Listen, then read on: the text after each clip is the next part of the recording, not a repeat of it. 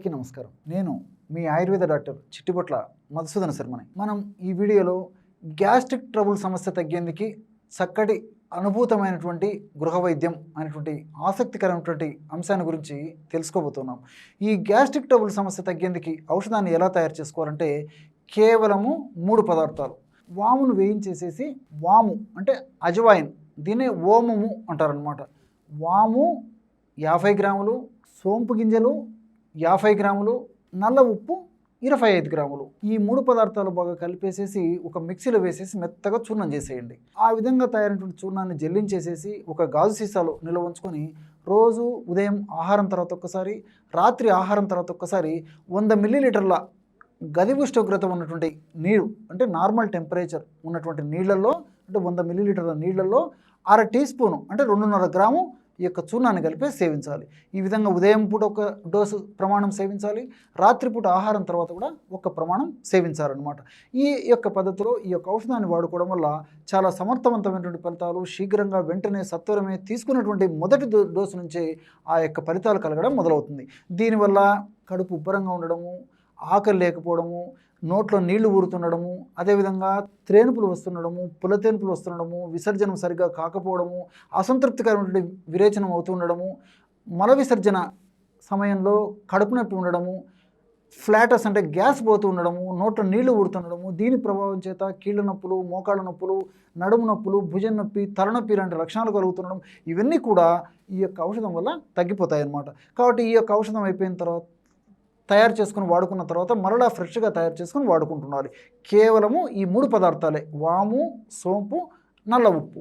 ఈ యొక్క పద్ధతిలో దీర్ఘకాలం వాడినప్పటికీ అన్నీ మనకు సైడ్ బెనిఫిట్స్ ఉంటాయి, కానీ ఎలాంటి సైడ్ ఎఫెక్ట్స్ ఉండవు. ఆధునికంగా మనం ఆలోచించినట్లయితే ఇందులో వాము అంటే అజమోద లేదా ఓమము లేదా వాము అనేటువంటి ఈ యొక్క పదార్థంలో థైమాలు, ఫ్లావనాయిడ్స్, కార్వకాలు, ఫైబర్ అనేటువంటి పదార్థాలు ఉంటాయన్నమాట. ఈ థైమాలు యొక్క గుణం ఏంటంటే కడుపులో యాసిడ్ ఎంత ఉత్పత్తి కావాలనో అంత మాత్రమే ఉత్పత్తి చేస్తుంది, ఎక్కువ తక్కువ కాకుండా. అదేవిధంగా ప్రేవుల చలనశక్తిని పెంచేసేసి మల విసర్జన సాఫీగా అయ్యేటట్టు కూడా చేసేటువంటి శక్తి థైమాల్లో ఉందన్నమాట.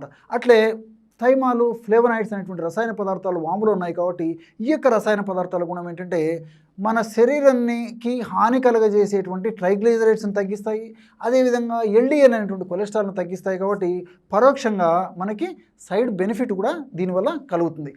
మూడో గుణం ఏంటంటే ఈ వాములో ఉన్నటువంటి ఈ యొక్క థైమాలు, కార్వకాలు అనేటువంటి ఈ యొక్క పదార్థాలు ప్రేవుల్లో ఆహార పదార్థాలు పురవకుండా, గ్యాస్ ఉత్పత్తి కాకుండా ఇవి ఉపయోగపడతాయి అన్నమాట. ఈ విధంగా మల్టిపుల్ బెనిఫిట్స్ ఈ వామును వాడుకోవడం వల్ల ఉంటాయి. అదేవిధంగా సోంపు గింజల్లో అనతాలు, ఆల్ఫా ఫినాండ్రాలు, ఫైబరు ఇలాంటి అనేక రకాలైనటువంటి పదార్థాలు ఉంటాయన్నమాట. ఈ అనతాలు అనేటువంటి యొక్క పదార్థం యొక్క గుణం ఏంటంటే ప్రేవుల్లో చరణశక్తిని బాగా పెంచేందుకు, ఆహారం బాగా జీర్ణమయ్యేందుకు, అంతేకాకుండా ఆహార పదార్థాలు త్వరగా జీర్ణమయ్యి త్వరగా ఆహార పదార్థాల యొక్క సారం బాగా మనం పీల్చుకునేందుకు కూడా ఈ అనతాలు ప్రత్యక్షంగా పరోక్షంగా ఉపయోగపడుతుంది.